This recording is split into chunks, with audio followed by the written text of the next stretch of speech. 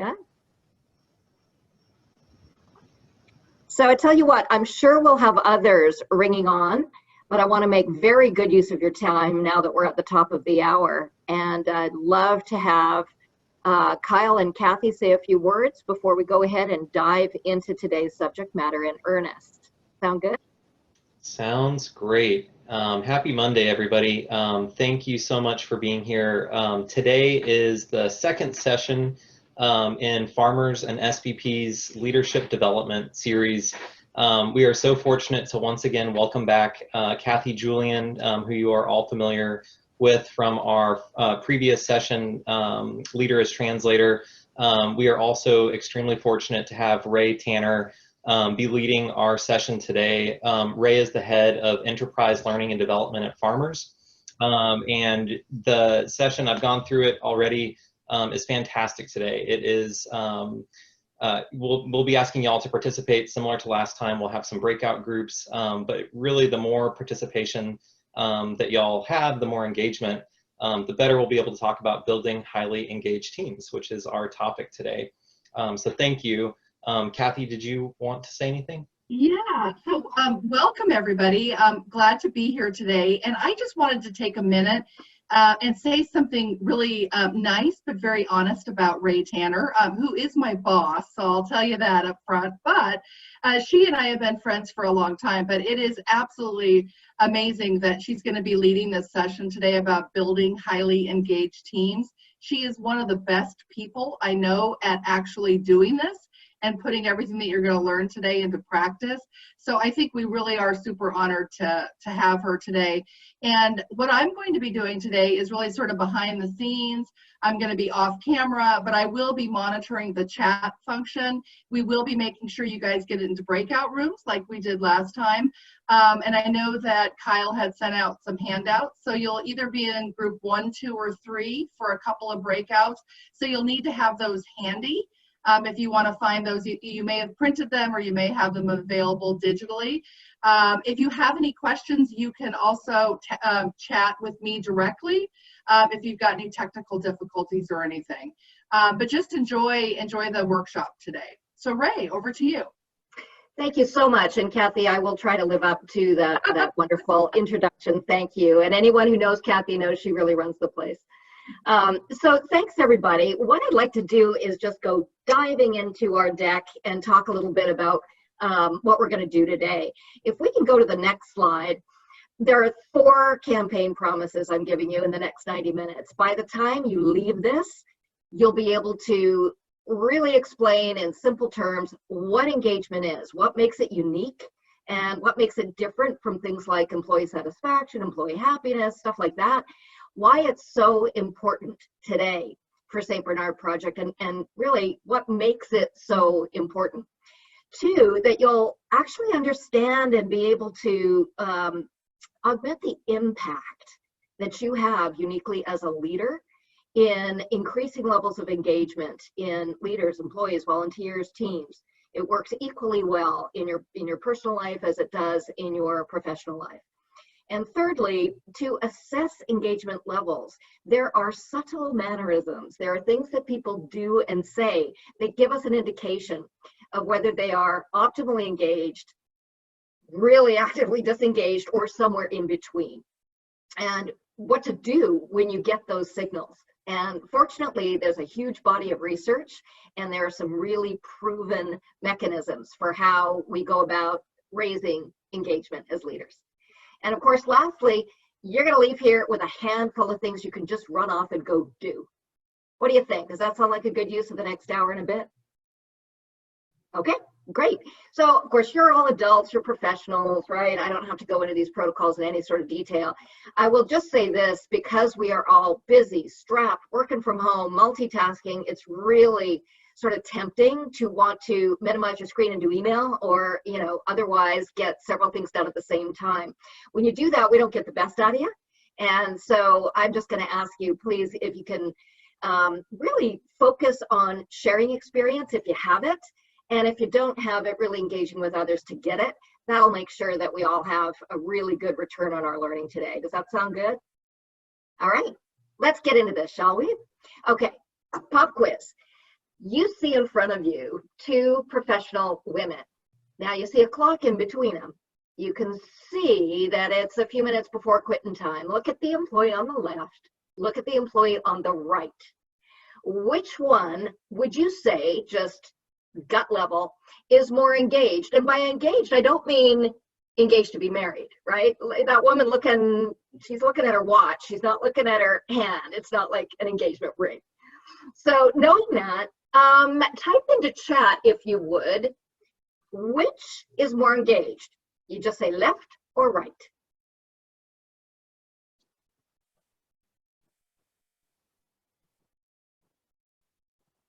Okay, Giovanna says left. Keep going. Ooh, a lot of people saying left. Left, left, left, right, left. It's a couple rights. Yep. All right. Okay, so I'm going to go to the next slide. And we're going to have a conversation about the subtle but important distinctions between employee satisfaction and employee engagement. And then you'll kind of get this sense of why that employee in the last slide, who was kind of wearing the reddish top and was still very focused on the work at 3 minutes to 5, why that individual was likely the more engaged individual. So let's talk about that. First of all, and feel free to type into chat as we go, what is your understanding of what employee engagement is by definition? Because it gets thrown around a lot, right? And confused with a lot of other terms in the employee performance realm. So what do you think engagement is? And if anyone wants to take themselves off mute and talk, if that's easier, please, love to hear your voice.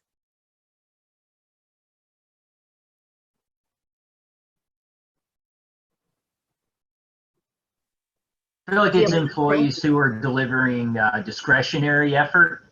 They're proactively looking for problems or challenges within the organization that they can apply. Yeah. So Reese, I think I caught some of that. Your voice was a little distorted, but you said something that was right on the money, and that is the link between the employee behavior and discretionary effort. Absolutely right. Giovanna is also right on the money. And Andrea too, talking about being dedicated to the mission. So what engagement is fundamentally, and different organizations will kind of define it slightly different ways, but it measures how employees feel about crucial elements of the workplace culture. It is an emotional and psychological and very deep connection to the organization and its interests. So the difference between that employee who was, hey, it's almost 5, I get to go home, woohoo! She may be a very good employee. She may be highly enthusiastic. Now, a lot of people say, well, really enthusiastic employees must be engaged employees. Is that true? Always? Yes or no? Andrea's saying no. No. No, some personalities are just cheerleader-like. Yeah, right. And just because you're like, a contestant on The Price is Right doesn't mean you are driving the company's interests forward. And just because an employee, if you look at that woman on the right hand side on this particular slide, she doesn't look particularly upset, but she doesn't look particularly thrilled either, does she? Because she's pretty engrossed in her work. And that's the huge difference. If you look at it from left to right, the employee on the left is like, woohoo, quitting time, grabbing the lunch kit, like my job, everything's going great. But that's not necessarily pushing the ball down the field for the organization. Whereas the engaged employee on the right may be so engrossed in the work that they look up and they realize, oh my God, it's 6:30, it's actually dark already, and not realizing it. So it's different. A satisfied employee will probably really like their job. An engaged employee is a little different because it's about dedication. So it's not just, hey, I love my job and I have a good time working. The engaged employee knows there are good times and bad times in the job and just has this incredible desire to win on behalf of the company's goals. Satisfied employee can do very, very good work. And you can see both parties really bringing it. The difference is the engaged employee will do what it takes to get that goal met because their own will and the will of the company seem to be the same. So that's that intrinsic value. A satisfied employee may like the team benefits really great, but an engaged employee has this profound connection. If they see something, some litter on the ground of the facilities, they'd be more apt to pick it up and throw it in the wastebasket. Whereas a satisfied employee might not notice it. And then, you know, when we talk about the extra mile activities, that's what you get out of the engaged employee, not the satisfied employee. So when you hear things like employee satisfaction, employee happiness, those are important because we know that when employees are satisfied, that is one of the things that tend to drive engagement. But only engagement is a predictor of organizational productivity, profitability, performance, and achieving its mission and goals. So congratulations, those of you who linked the definition of engagement to achievement of the St. Bernard Project's goals, because unless we've got a majority of engaged employees and volunteers, we're not going to meet those goals. It's just they're too ambitious to do with employees who are satisfied alone. What questions or thoughts do you have? And we'll go ahead and move to the next slide. Any questions about engagement in general? Because we're going to dive into 3 engagement zones. Now, truthfully, engagement is more of a continuum, right? There are gradations across the continuum of human engagement.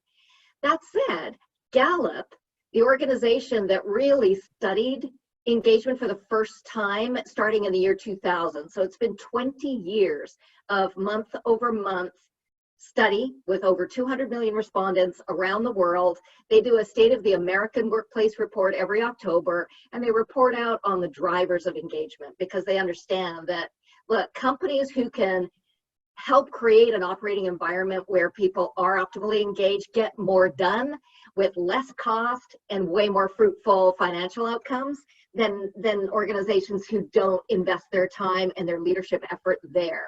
So this is the game that you all can win as leaders. This is the stuff that'll make sure that you don't get replaced by a computer, because these are the things only really good leaders can do.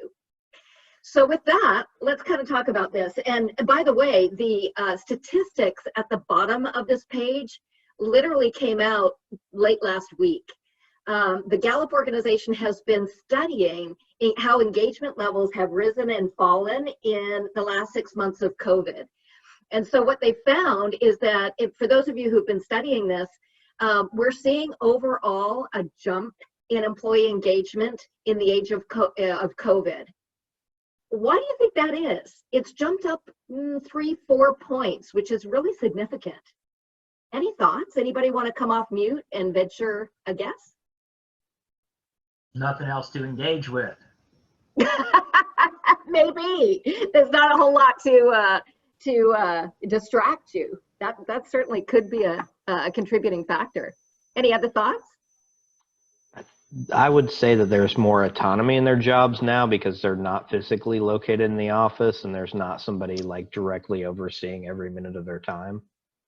Absolutely right, Andy. That's a huge hypothesized reason, is that people have more control over their time, and micromanagement has likely, we don't know definitively yet, it hasn't been as widely studied as it will be, in terms of what was different during this period. But that's definitely something that respondents are citing, are that I have more of an opportunity to do just even this much more of what I do best every day, and that's a huge driver of engagement. Very good. Any other thoughts? Okay, so we're going to really get into what these 3 things, these 3 engagement zones look like and sound like in your world at SBP. So here's the point I want to make before we go to that next slide, that even though 40% of US workers are actively, wholeheartedly engaged in their jobs, which is a huge rise, it's been as low as 31%. So this is a very healthy level of engagement in America overall.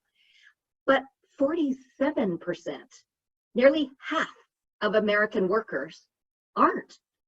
They're neither engaged nor actively disengaged. They're in this no man's land. So what does that tell you?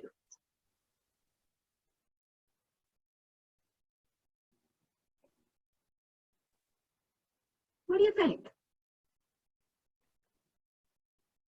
Feel free to type in if you don't want to get off mute. Well, let's talk about the fun part, active disengagement.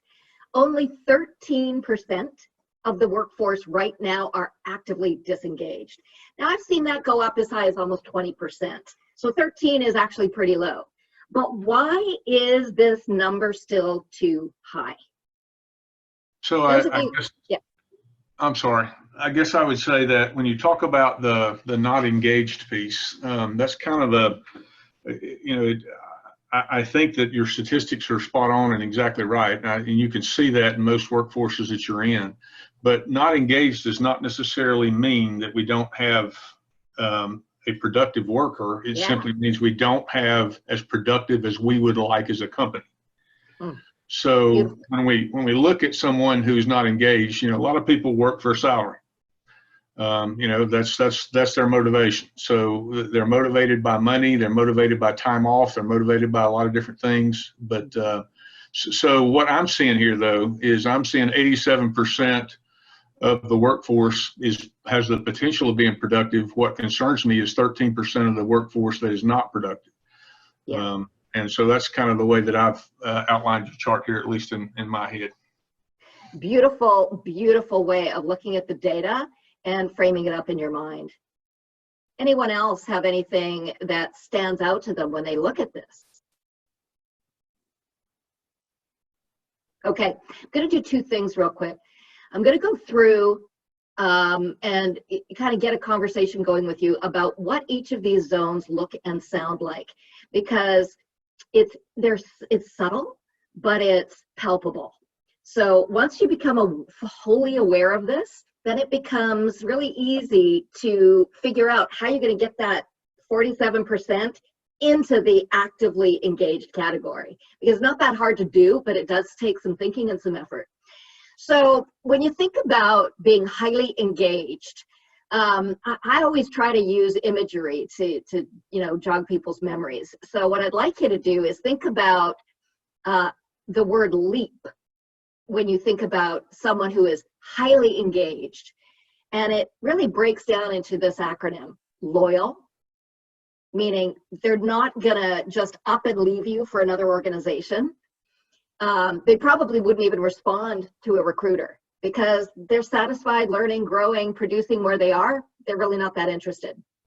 Engrossed means my head is in the game. So I am really absorbed in the work itself.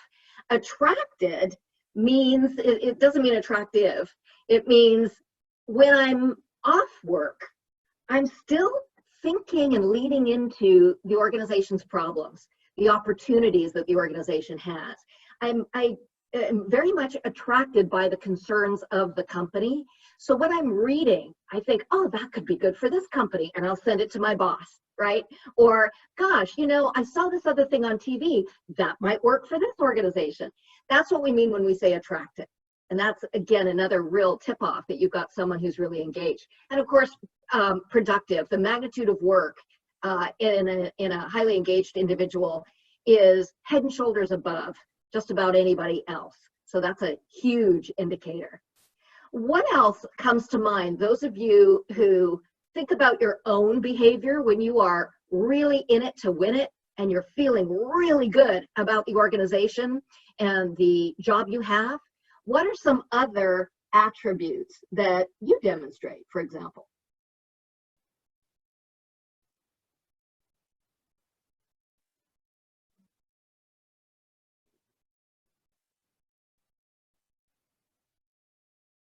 Here's the question I always ask people. Every now and then, you have such a great day that you leave the office feeling like you could fly. Now, it doesn't happen every day, right? It would be nice. But when you go home and your brain is still on fire, you should be tired, but you're not. You're still solving. You're still thinking about, you're being highly creative. You're working with other people. My question to you is, what are you doing on that day? Because you're having a highly engaged day. Those are some of the things when you can feel this electricity. Andrea, thank you for your comment. Curious, problem solving, a growth mindset, capacity building, thinking about what's next for the company and for your team. Paige says confidence and pride in the work. Absolutely. Thank you, Thomas. Working on your skills and interests, feeling like you make a difference, which is huge for SBP. Absolutely. Very good. Yeah, it is this feeling like I'm almost communing with SBP, that I was born to do this kind of work and this job in particular. Collaborative, yeah, that you're working out with others and leading them, and you're part of something that really matters. Very good. SBP, the nature of the work lends itself to those feelings, if only we can sustain them. Let's go and talk about the next thing. I'm going to swing to the other extreme, which is actively disengaged behavior. I want to make a point before I go into this acronym, and that is a lot of people think, oh, someone who's actively disengaged is a bad dog, you know, or we think that that is somehow a comment on their character. Well, it's not, is it? All of us, I will guarantee few things, but I will guarantee that all 23 people on this webinar have had an actively disengaged day in the last 3 months. It's statistically impossible that we didn't. And that's because we have peaks and valleys in our work. And particularly during COVID, there are lots of, you know, unpredicted, challenging, limiting conditions that are swirling around us. And so I want to make the point that being actively disengaged, actively engaged, or just simply in the middle, not engaged, think of it in terms of days, not personality attributes, because all of us experience swings. I had a job once where the culture was so frenetic, I went through all 3 engagement zones on a daily basis. I went from, I love this job, I never want to leave it, to, I got to go on Glassdoor and find another job. And everything in between, because it was just a crazy startup organization. And so I do want everyone to take it easy on themselves if you've had an actively disengaged day. If you have a rock star employee or volunteer who you know has had an actively disengaged day, all is not lost. You can convert this. They can convert this. It is not a death sentence. So now that we made that point, let's talk about what it looks like. We've used the acronym CAVE because some of the real key attributes are checked out. And you can see by this photograph on this page, what is this woman doing? She might look like she's engrossed in emails or she's whipping up a PowerPoint, but what's she really doing? Browsing the internet. Yeah. It's a distraction activity. It's an escapist task, right? And you do it when you just can't bear to, you know, work on work for another minute. You need to escape. So apathetic, yeah, where you just, I just can't even care anymore. My heart's kind of broken. I've dropped the rope on it. Whatever you want to do, I'm just putting in time at this point. And what you sometimes see, although not always, is this level of victimization where the company owes me, you know, and they get very critical of the organization and really sort of toxic in the way they talk about the organization and its leaders and its mission. Another way to think about this acronym is consistently against virtually everything. Those of you who have had an actively disengaged employee, volunteer, or team member? Let's open up the phone lines and talk about what that's like. Have you had it happen? If not this job, a different job? I certainly have in my career, but I guess the point that I would make though for leaders is that, you know, you really have to know your people well enough to know when they're out of character, right? So everybody is going to have good days and everybody's going to have bad days. That's just the nature of life. Having said that, when somebody goes into this, you know, checking out through these symptoms here, I think it's important that we know them well enough to know when somebody is checking out on us. Yeah. And I think that's a leader responsibility to be able to know your people well enough. Now, clearly you cannot breach or broach any of the privacy things that we have, and you certainly should not broach or breach any HR policies, but you still have to know your people well enough to know when they're into these behaviors.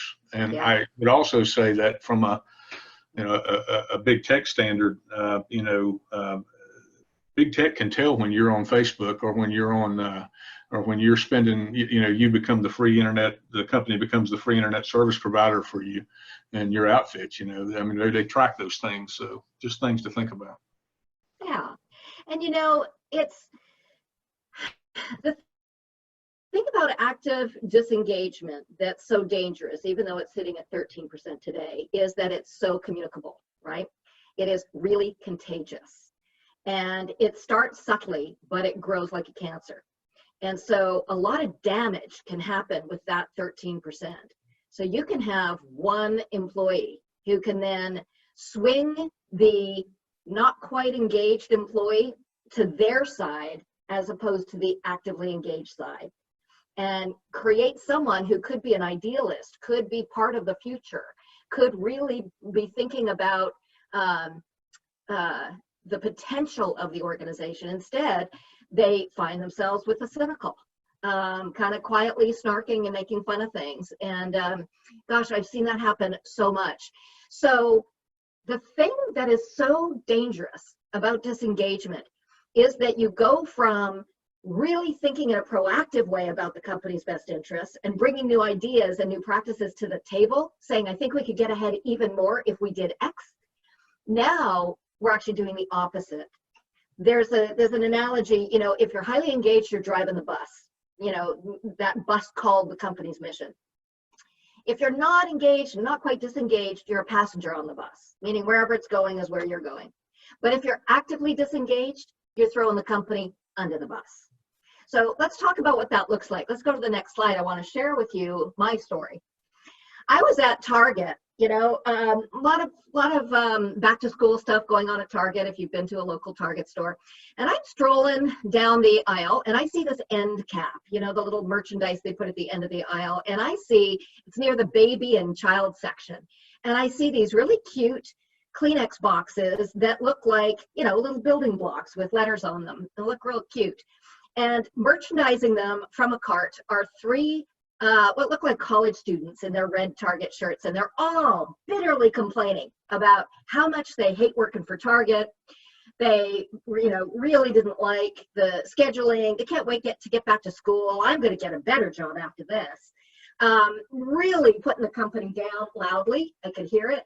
I kind of lent an ear to it, one, because, you know, I love to study this stuff, and two, because I have my own college age kid.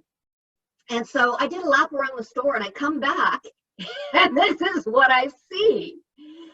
This employee has spelt out, I'm quitting in Kleenex boxes. So let me ask you this. Is this employee highly engaged, not quite engaged nor disengaged, or actively disengaged? Kind of a no-brainer, isn't it? Using the company's own products to denigrate the company, you know, kind of says something, right?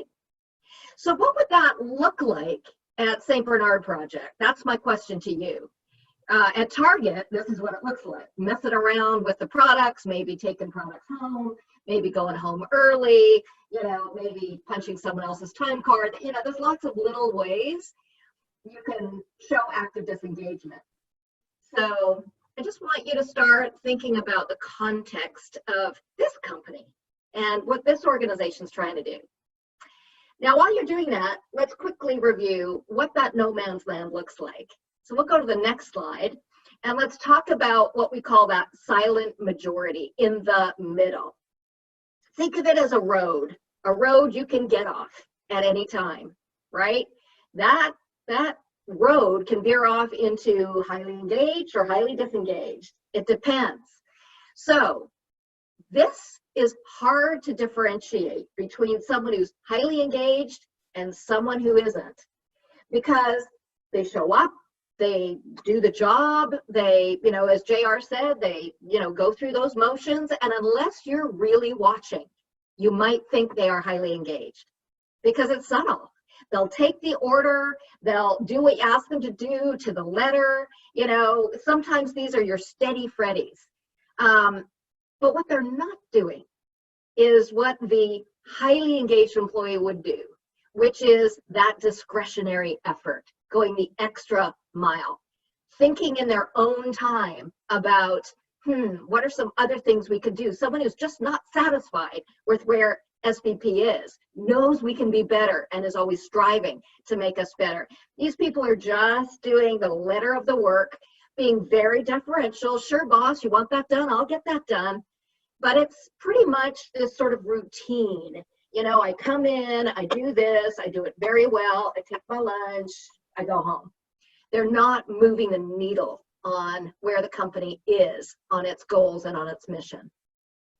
Type into chat or venture a comment, please, about any of these three zones. Does this resonate with you? Does this match what you've heard about employee engagement? If it's different at all, let's have that conversation, shall we? What do you think? Having come out of working for the state, I'd say the not engaged is probably a larger percentage than the 47% shown here. Yeah. And you know what? You're right that vertical markets and certain industries tend to be more highly engaged than others. And in fact, a great way to think about it is to look at,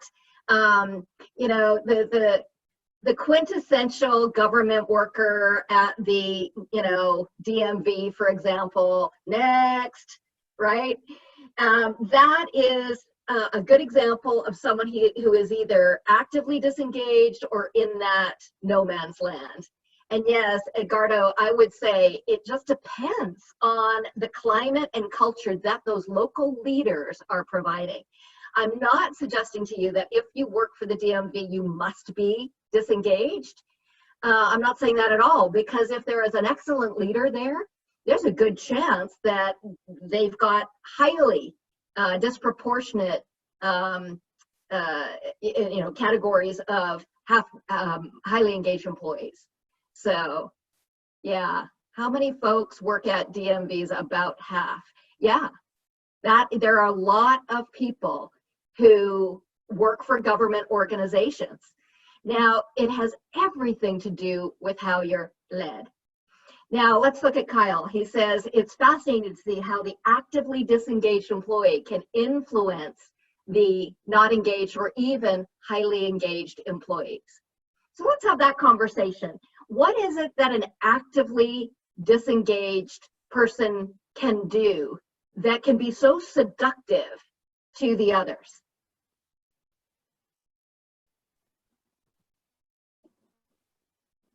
What do you say? What do you say? They can be distracting. They can, they're the one talking about the internet, talking about everything but work. Yep. Yes, they can poison the well. Thanks, Kathy. Absolutely. Yep.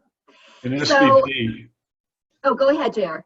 I apologize. So one of the things we talk about is what we refer to as there's a difference here between a disciplinary action and somebody who's just not engaged, clearly. Now, having said that, you want everybody that's working for you to be engaged. And when we think about this idea that, a lot of this is based upon, from the leadership perspective, based upon outcomes, right? If we're still getting the outcome that we need to achieve, right, then we may very well have someone in there who just comes in for the work every day and leaves. And that can be we want them, clearly, as a company to buy into us and to our vision and all those things that go with that. But I think sometimes we as leaders, I think, you know, leadership is ownership. So one of the things we have to do as leaders is we have to actually own this problem, right? So we have to take ownership of this whole thing of, we have so many people who are engaged, so many people who are not engaged, and we really need to make that pool bigger and larger and stronger. Yeah, you're absolutely right about that. So let's go there. Let's go to the next slide and let's actually start to strategize, shall we? Oh, hold on. So the game to be won for us as leaders is we want to reduce the number of not engaged team members. We want to tip them on the right side so that they're wholly engaged. We want to reduce that number of folks who are actively disengaged. And then, of course, we want to up that number of actively engaged. Why? What is the business reason for this? Aren't people going to do what they're going to do? You know, as leaders, haven't we learned to be pragmatic? Is there a business reason that we should really focus on the game to be won, which is getting the vast number of our team members to be highly engaged? Type some thoughts into chat. Let's talk about it. Edgardo says productivity, employee retention. Thank you, Megan. Yep. Okay, let's go to the next slide. And morale, absolutely. Organizational success. Yep. So there was a study done recently on a variety of publicly held and privately owned organizations, some government organizations and some free enterprise. And what they found was there were 4 huge drivers of both productivity, meaning getting things done with fewer people, and revenue, meaning, you know, the building blocks of profitability. And what they found was that when an organization picks its leaders in a way that's not just, you know, you have leadership experience, but do you have natural talent to lead, not just experience? So they really focus on the quality of the leader. You get an instant boost, 27% on productivity and revenue, just with the quality of the manager. Then if you select employees based on their natural talent, same formula, not just, hey, I've been, you know, leading volunteer teams for 10 years, but no, I have a talent for inspiring people to go higher, work longer, and achieve more. That's, you know, what I'm all about. Then you get an extra 6% lift there. So now you're sitting at 33% overall. But then if you can cultivate that culture of engaged and empowered employees, you get this extra 18% boost that a lot of people don't know about. And then lastly, if you take a strengths-based approach, meaning you kind of create a leadership environment where your people can work from their strengths and do a little bit more of what they're already good at every day, as opposed to you got to fix those things you're poor at. If you can be strengths-based as a leader, you get another little 8% boost for a total of almost 60%. Does that match your understanding?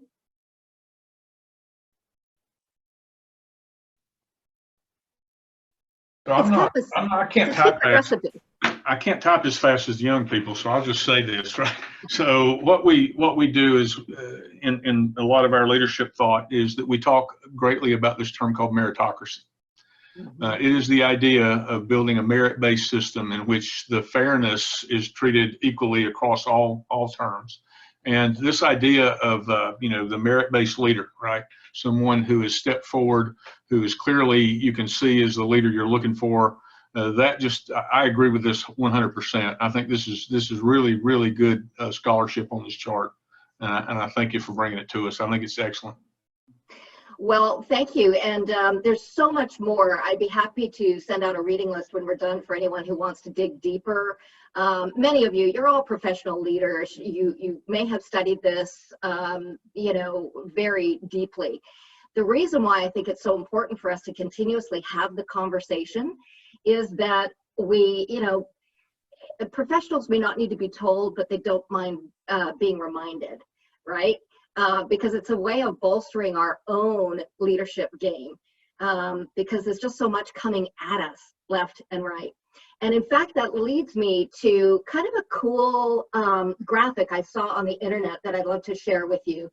It's a different way to think about engagement. It's a non-Gallup way of looking at it, but knowing how astute you guys are, Kathy just said, you know, what a wonderful group from the session she did with you last month. So I wanted to bring this out and share it with you, because another way to think about engagement is to say, it's the balance between how dedicated you are and how fulfilled you are. If those things are in balance, that, you know, I am really dedicated to this rebuild in Houston, or soon to be roof work in Louisiana, right? Based on what's going on with Laura. That's great. And I can be pulling really long hours and I can be really physically and mentally tired. But if I'm really fulfilled as well, I am more likely to be wholly and optimally engaged. Upper right box. Now, I was once in a job where I was in that zone for a long time, but it wasn't sustainable. And what happened was, over time, my level of dedication stayed high, but my fulfillment level was low. And so I burned out, because it just wasn't sustainable, and I got really sick. So that's an important thing for us as leaders to watch, is your people who are really dedicated and usually very fulfilled. JR and Ran had both kind of talked about, you got to watch your people and make sure that they're not going into that danger zone. If someone is not very dedicated and not very fulfilled, they're probably in that zombie zone in the bottom left. They call it quit and stayed, right? So that's in that, you know, sort of active disengagement area.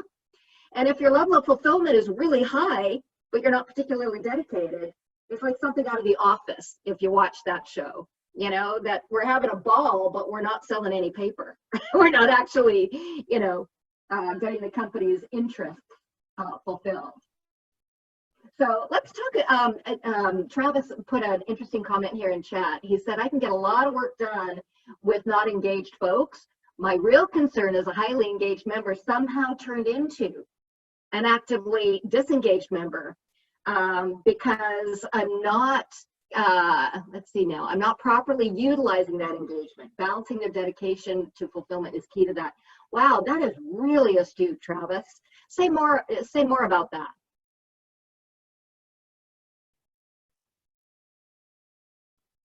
Are you on mute, Travis? Yeah, can you hear me now? Yeah. Yeah, you know, that it takes a certain amount of motivation and energy to be, you know, that actively engaged person. And once I, you know, if I mismanage that and waste that resource, that energy is still there. So now the danger is it's directed towards a negative end rather than a positive end. Again, you know, somebody showing up and doing the work, I can get a lot out of that, you know. Of course, you want them more engaged, but that's the real danger to my mind, especially with the, I think SBP and our unique mission, it skews towards actively engaged. You know, we've got AmeriCorps members signing up to do good work for a minimal stipend because that's their nature, that's their character. So I think that's a real danger. Yeah, they're getting that intrinsic value, which fuels their level of fulfillment often. Travis, I just am so delighted that you made that comment, because it points to something that's so important for us to know and be aware of. And you've given me a good reminder as well. It is entirely possible to take your very best, most dedicated role model employees and team members and convert them into actively disengaged individuals. It is so important to know what the drivers are to keep people engaged, and to convert those who are partially engaged or actively disengaged. It does work both ways. You can work a team into the ground and wind up with 100% actively disengaged. It is possible. And that's why we're having this conversation today, is to make sure that doesn't happen, and to understand the 12 things that leaders can do to convert and maximize on the engaged side. So let's go there next. I'm going to put you into a breakout group. Are you ready? Here's what I want you to do. in groups, and Kathy's going to come in here and put you into randomized groups in a minute. There's going to be 3 of them, and here's how it's going to work. Team 1 is going to think about highly engaged employees and volunteers on St. Bernard project teams. Team 2 is going to think only about those who aren't quite engaged and aren't quite disengaged, the ones that are in no man's land. And then team 3 is going to focus on that really fun population in the minority called actively disengaged. Here's what you're going to do. You're going to take 10 minutes and you're going to brainstorm what that engagement zone looks and sounds like on a drywall project. All right? You're going to think about what they would do and say that would tip you off that they're in this zone. And then come on back. You'll be brought back into this main meeting room when you're out of time, and you're going to share with the rest of us the list that your team generated. Does that sound easy?